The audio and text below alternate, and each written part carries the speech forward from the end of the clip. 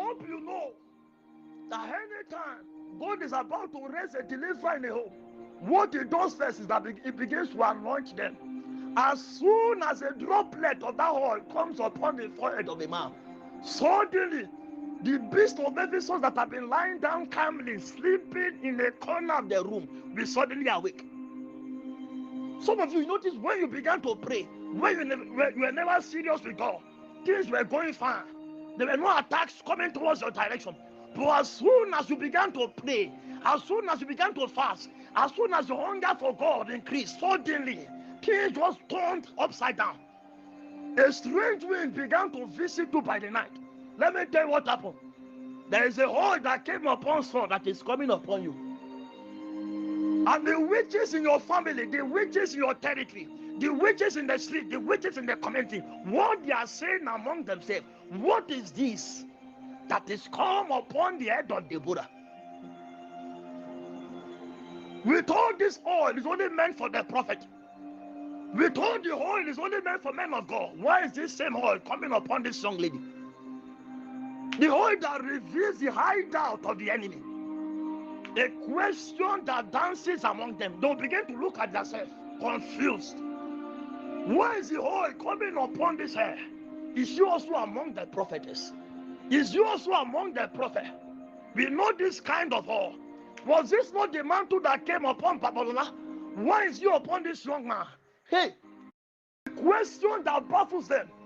A question they cannot find answer to. Before that time, God has hidden the plan that they will never understand when he was building the man, training him strong. But suddenly, the oil drops upon him. And when he loosed the tongue and he began to prophesy, the demons knew. The only thing they could ask themselves, what is come upon this young lady? Why is her hunger increased? Why is the flame of God around her increased? Why is her prayer life increasing? There's no room and space for us to enter into the home anytime she comes back from school. What is this that is come upon the head of Kish?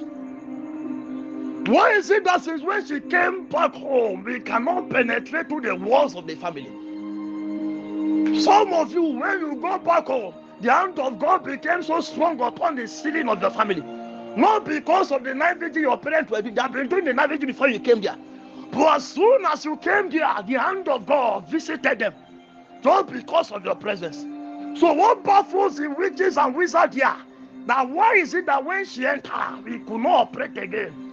What has she brought into the family? What is this? Is she among the prophetess? As she began to mingle with the sons and the servants of God. As Saul began to mingle with the company of the prophet, why is the word of the Lord found on his tongue?